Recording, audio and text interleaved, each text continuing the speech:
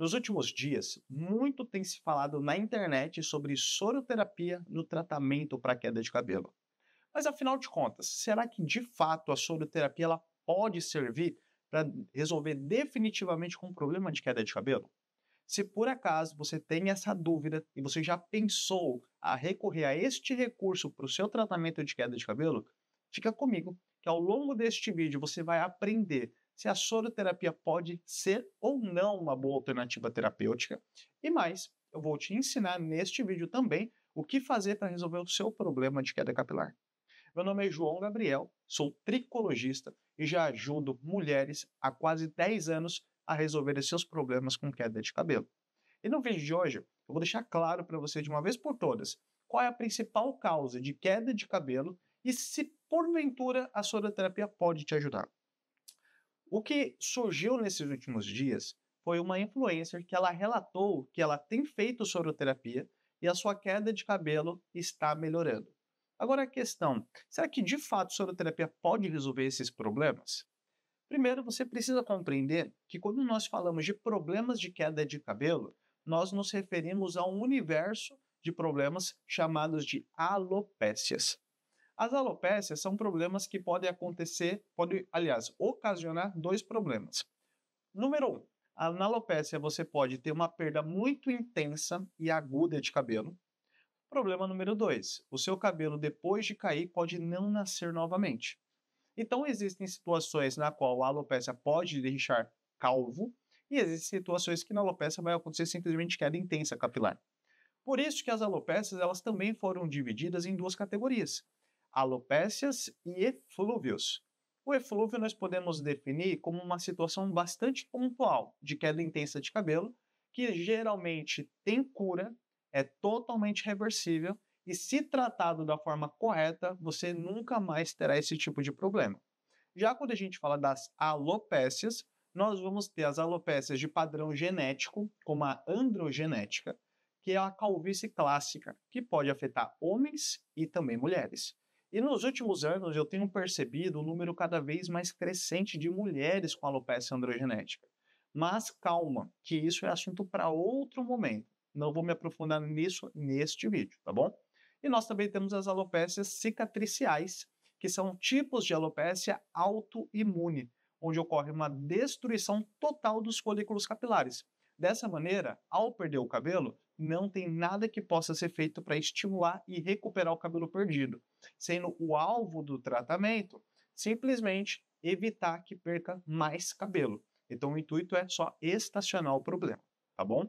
Agora, quando nós falamos dos eflúvios, em especial nós teremos o eflúvio telógeno, que ele é didaticamente dividido entre eflúvio telógeno agudo, quando o problema dura até 12 meses, e temos o eflúvio telógeno crônico, quando ele supera o período de 12 meses. Eu, particularmente, não gosto dessa definição didática. Eflúvio agudo e eflúvio crônico. Eflúvio é eflúvio.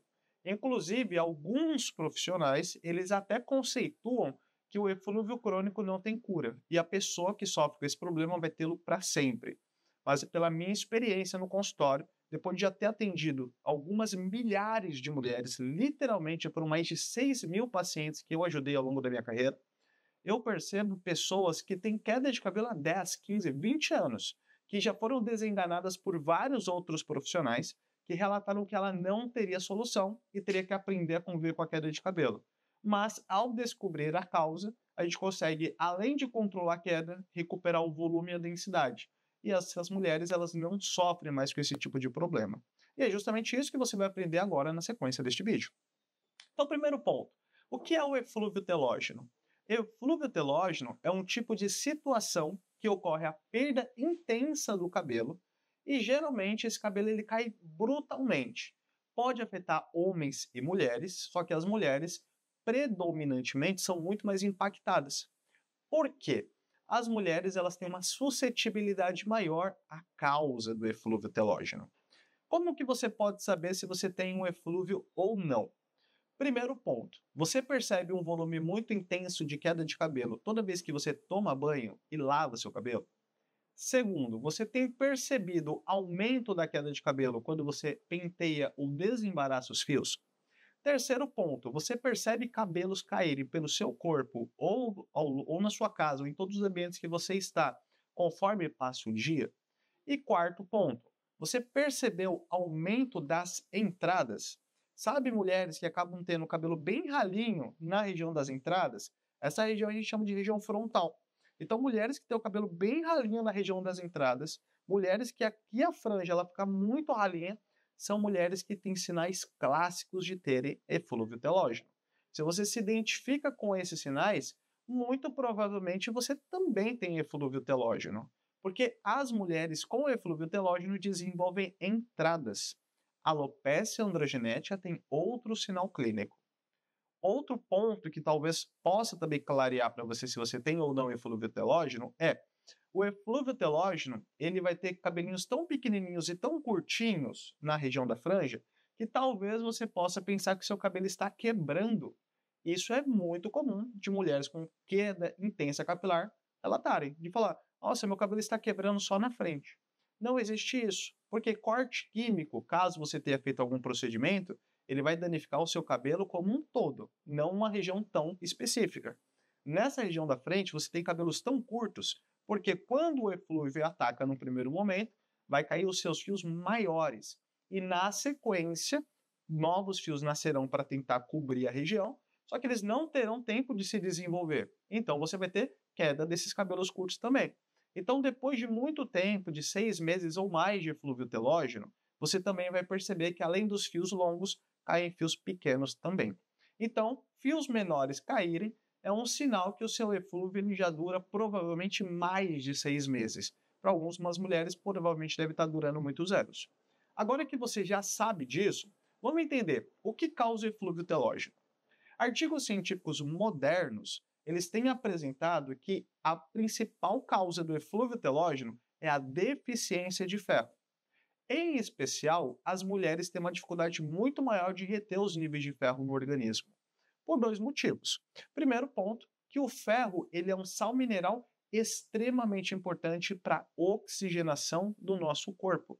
Nós temos uma proteína chamada hemoglobina, que está dentro da célula sanguínea, do glóbulo vermelho, chamado também de hemácias. E o ferro é o principal constituinte da hemácia. Dessa maneira, quando você tem hemácias numa quantidade suficiente, com ferro em quantidade o suficiente, que isso equivale a uma hemoglobina de 13,5 gramas por decilitro a 14 gramas e meio por decilitro, você tem uma boa oxigenação sanguínea. Dessa maneira, você vai ter saúde, não tem anemia, você se mantém saudável. Agora, a grande maioria das mulheres tem muita perda de sangue mensal por causa do fluxo menstrual. No modo geral, algumas correntes de pensamento atualmente consideram que mulheres nem deveriam menstruar. Por quê? A menstruação, biologicamente falando, é uma sinalização que acontece toda vez que a mulher não engravida.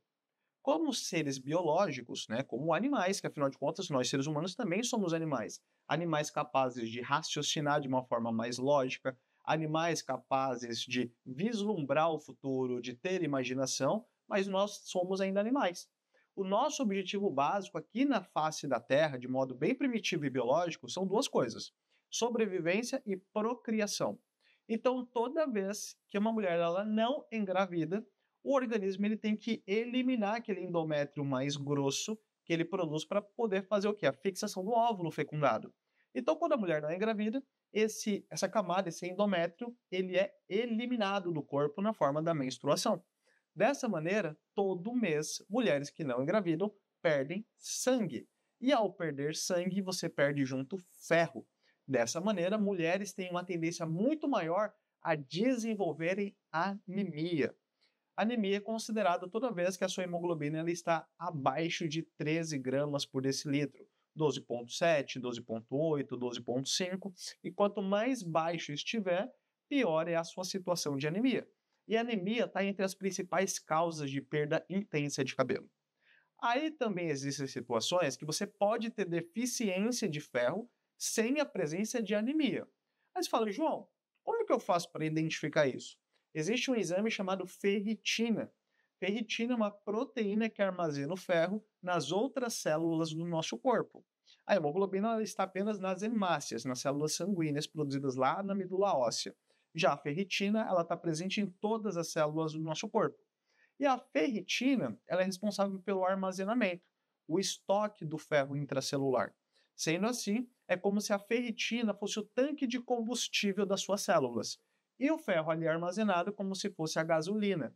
Sendo assim, você precisa também ter um nível médio de ferritina para se manter saudável e o seu corpo funcionar bem.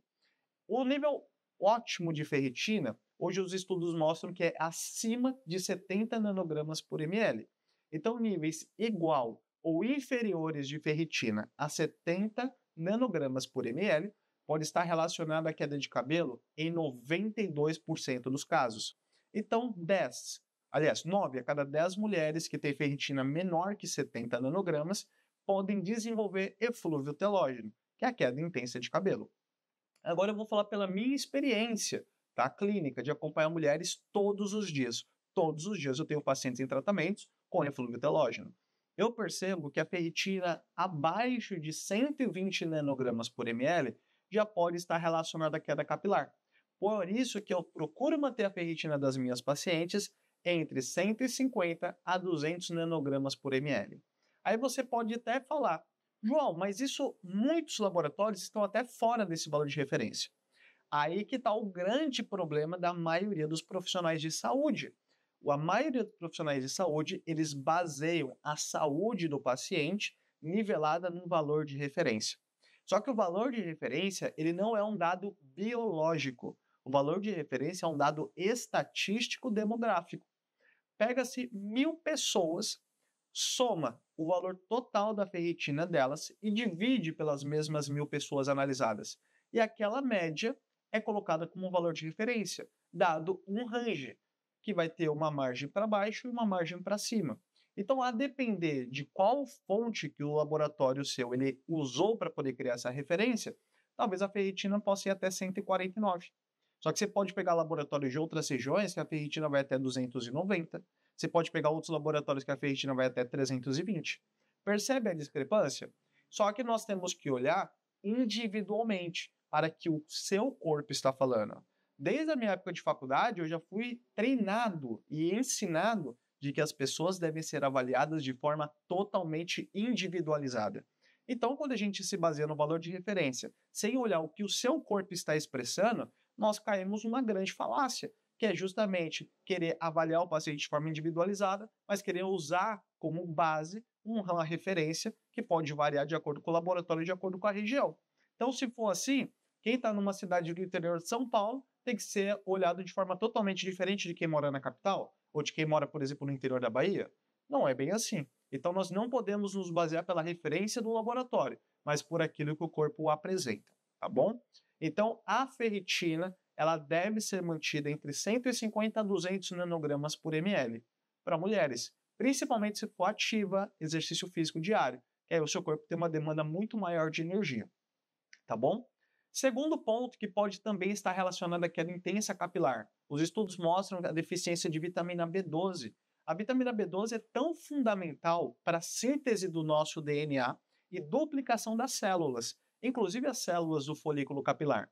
Dessa maneira, quando a vitamina B12 está baixa, as células não conseguem fazer duplicação. Dessa maneira, o ciclo capilar ele é interrompido e o cabelo também pode cair de uma maneira muito precoce.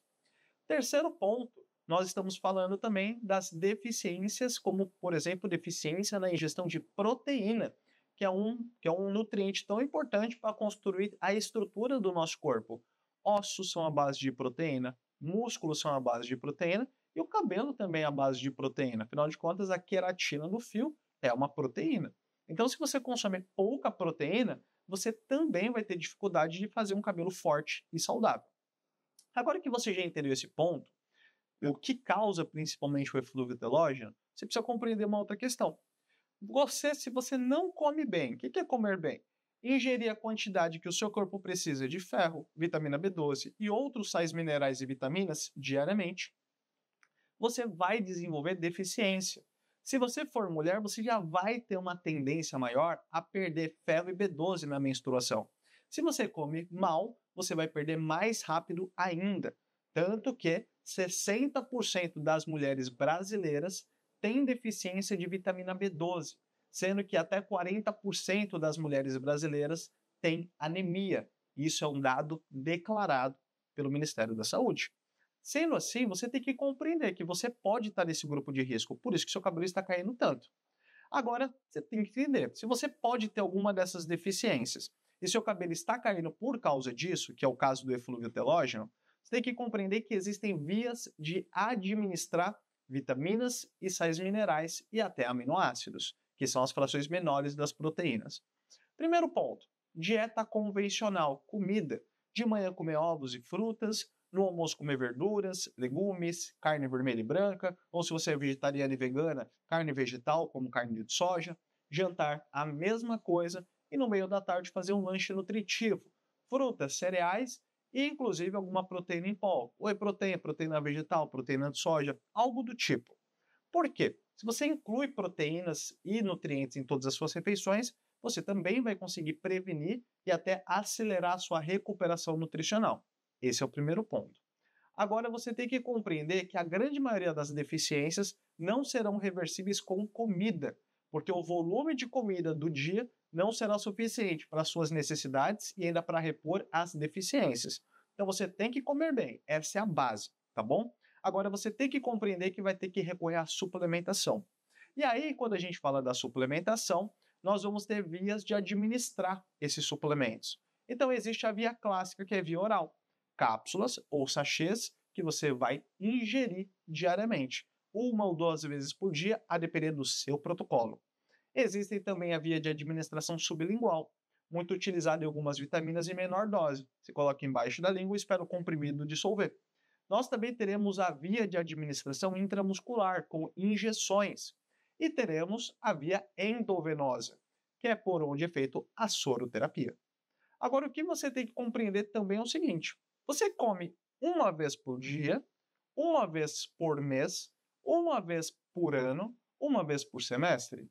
Eu acredito que não. Nós, geralmente, temos que comer algumas vezes por dia para não ficarmos com fome e até para que consigamos bater as nossas necessidades nutricionais. Então, geralmente, 3, 4 vezes por dia, tá bom? Então, uma vez que você sabe disso, você também tem que saber que toda suplementação, sem exceção, existe uma dosagem máxima, que pode ser feita diariamente. Não importa se é injetável ou se é via oral. Existe uma dose limite, que a gente considera uma dose segura.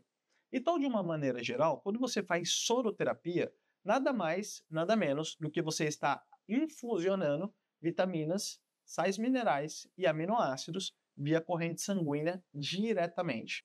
Só que quando você faz isso via endovenoso, a questão é, será que ao fazer isso, você de fato vai conseguir atingir essas quantidades em uma única sessão? Provavelmente não. Eu te falo pela minha experiência. Geralmente leva meses para você repor uma deficiência nutricional. Agora, se você faz diariamente, é muito mais possível que você recupere rapidamente. Porque lembra que eu falei que existe uma dose máxima por dia? Não importa se você vai fazer infusão ou se você vai fazer via oral. Imagina só, suponhamos que você pode consumir aí 40 miligramas de ferro por dia. O que compensa mais? Consumir 40 miligramas todos os dias durante alguns meses ou fazer 1, 2 sessões por mês de ferro injetável? Eu vou falar por experiência que eu atendo todos os dias no meu consultório mulheres e muitas delas já vieram de protocolos injetáveis para poder sanar essa deficiência de ferro, anemia. E a maioria, quando me procura, fala que não aguenta mais fazer infusão, os colaterais que a infusão traz, porque continuam tendo perda de cabelo e continuam deficientes. Porque imagina o seguinte, só para ficar mais claro ainda para você. Pensa que você é uma Porsche. Você é um carro esportivo, potente e em perfeito estado. É o seu organismo, uma máquina biológica incrível. Aí a Porsche ela tem um tanque. E você também tem um tanque. O seu tanque, por exemplo, é a ferritina. E o tanque da Porsche é para poder captar combustível. Se você pegar a Porsche na segunda-feira e encher o tanque dela de uma única vez, fazendo uma grande infusão, você vai conseguir rodar a semana inteira com ela? Talvez, dependendo da quilometragem, você roda ali de segunda a sexta. Só que na sexta-feira, o que vai acontecer com o tanque da Porsche? Vai estar esgotado. Dessa maneira, você vai ter que encher de novo para rodar mais um período de 5 dias. É a mesma coisa quando você faz uma infusão endovenosa. Você até pode aumentar rapidamente o volume ali na sua corrente sanguínea, mas depois de pouquíssimo tempo, 10, 15 dias, esse volume ele vai cair novamente. Agora, se você pega o seu carro e completa o tanque na segunda-feira, e na terça-feira, conforme o uso, você pede para completar. Na quarta-feira, você completa o que foi usado no dia. Na quinta, completa o que foi usado no dia. Na sexta, o que foi usado no dia. Você nunca vai ter um tanque vazio. Você está sempre mantendo em níveis bacana. É a mesma coisa com a infusão. Se você faz a soroterapia, não significa que você vai resolver o seu problema de imediato. Talvez você tenha que ficar meses fazendo infusão, 3, 4 horas de infusão, cada sessão que você vai. E mesmo assim, não é uma garantia que você vai se manter nutrida, porque você precisa completar o seu tanque diariamente. Por isso que nós, seres humanos, temos uma programação neurológica que nos estimula a comer comida todos os dias, porque nós precisamos de nutrientes todos os dias. Infundir não substitui isso. Além disso, o processo de soroterapia, embora ele possa ser indicado para algumas pessoas de fato, ainda mais como um protocolo agudo para quem está numa deficiência muito severa, ele não é indicado e recomendado para todas as pessoas. Você tem que pensar o seguinte: você é uma pessoa saudável, capaz de deglutir, você tem que comer e suplementar via oral, que é o método que o seu corpo compreende como natural. Senão você também pode desencadear algumas outras dependências e carências nutricionais. Segundo ponto, você tem que pensar o seguinte: lembra que eu falei que existe a ferritina? A ferritina é a proteína que armazena o ferro de forma intracelular. Quando você faz a ingestão de alimentos com ferro, você vai absorver este ferro no seu intestino e ele vai para a corrente sanguínea. Quando você faz o ferro endovenoso, ele só não passa pelo intestino, mas ele também vai para a corrente sanguínea. Só que a corrente sanguínea é apenas uma parte do caminho. Depois ele tem que sair da corrente sanguínea e entrar dentro da célula, onde vai virar ferritina. Então não importa se você põe uma dosagem muito grande ou uma dosagem menor, o ferro ele tem que virar ferritina. Só que muitas vezes, se você coloca uma dosagem muito grande de ferro na circulação sanguínea, ele não consegue ser totalmente convertido em ferritina, porque existe um processo bioquímico envolvido nisso. Existe uma proteína chamada transferrina que tem que pegar este ferro do sangue e levar até o interior da célula para virar ferritina. Tem pessoas que têm essa transferrina baixa. Então, por mais que você use uma grande dosagem de ferro endovenoso, não é garantia que vai aumentar a ferritina. Então, você tem que ter isso como clareza. Você tem que saber que não adianta você colocar altas doses de ferro e de outras vitaminas se a célula não conseguir consumir. Esses dias mesmo, uma paciente, ela me mandou uma mensagem porque ela estava com muita queda capilar. Claro que ela ainda não é minha paciente, mas ela estava com muita queda capilar e ela me perguntou o seguinte: eu fiz ferro endovenoso e fiz outras vitaminas. A minha B12 ela saiu de 297 para mais de 2.000 e o meu ferro ele foi para 294. Mas a minha ferritina continua 77 e a minha vitamina B12 ela está muito alta, mas ainda percebo muita queda de cabelo. Aí eu falei: é porque você aumentou tudo isso na sua corrente sanguínea. Não deu tempo das suas células aproveitarem isso. Então, quando a gente dosa o valor no sangue, não significa que está perfeito. Então, quando eu falo para você, a sua ferritina tem que estar de 150 a 200 e a B12 tem que estar em torno de 650 a 800, não significa que você encheu o tanque. Você foi lá e dosou, tá tudo certo. Não, você dosou o que está no sangue. A gente não consegue mensurar ainda o que está nas células. Então, no modo geral, leva-se uma média de 6 meses para você começar a recuperar de fato as suas células conseguirem assimilar os nutrientes. Então, o que eu deixo aqui de recado para vocês? Não vá nisso que está na mídia, porque existem protocolos que até podem ser bons em casos extremos, mas não significa que vai funcionar para você. Então, muitas vezes você pode acabar gastando muito dinheiro, às vezes você vai se endividar para fazer um tipo de procedimento, porque não é um protocolo barato, é um protocolo caro. E eu te falo com total sinceridade, eu não tenho esse procedimento na minha clínica porque eu não vejo resultados incríveis nos pacientes. Então, eu deixo de ganhar muito dinheiro na minha clínica, porque esse é um procedimento que não é barato. É 800, 1.200, 1.500 reais uma sessão de infusão. E como eu falei, tem que fazer às vezes continuamente. Então, nesse contexto, pensa, se eu estou abrindo mão deste faturamento na minha clínica porque eu não vejo resultado nas pessoas que me procuram, eu recomendo que você também não faça. A menos que você esteja internada no hospital, totalmente impedida de deglutir comida e suplementação via oral, que é a forma mais eficaz que existe, tá bom? Então, como eu disse, terão casos que a soroterapia ela pode ajudar? Tem, mas ela nunca vai substituir a suplementação oral. Agora, se você já está fazendo a soroterapia e estiver vendo o resultado, ótimo. Mas saiba que na hora que você parar com a soroterapia, vai desenvolver novamente essa deficiência e a sua queda capilar ela vai retornar. Portanto, mesmo que você esteja fazendo soroterapia, avalie a possibilidade de fazer paralelamente via oral, para na hora que parar a soroterapia, você faz manutenção de suplementação. E se você ainda não começou, espero que este vídeo tenha servido para clarear suas ideias. Inclusive, se serviu para você, deixa aqui nos comentários, eu quero te conhecer. Quero saber se você já fez soroterapia, o que achou, se você pretendia fazer, se esse vídeo ajudou a clarear suas ideias. E outro ponto, se fez sentido, compartilha com outras pessoas.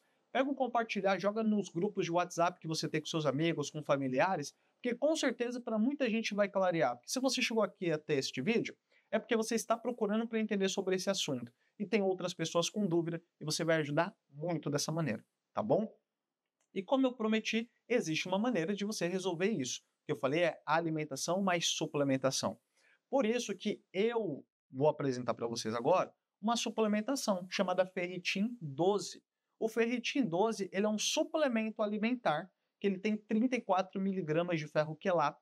É muito mais ferro que a maioria dos suplementos do mercado. Além disso, ele tem B12 na forma de metilcobalamina. São quase 10 microgramas por dose, sendo que a grande maioria dos suplementos que existem por aí só tem 2,4 microgramas, ou seja, ele tem 4 vezes mais. Ele tem os níveis máximos que a Vigilância Sanitária, a Anvisa, ela permite aqui no Brasil, além de ter outros componentes que podem te ajudar na sua saúde e também a te ajudar na solução da sua queda capilar, tá bom? Aqui embaixo do vídeo vai ter a descrição e o link para você adquirir o Ferritin 12. Ele acaba sendo um recurso muito interessante e estratégico, principalmente se você aliar a uma alimentação equilibrada. Então, espero que tenha gostado. Até o próximo vídeo.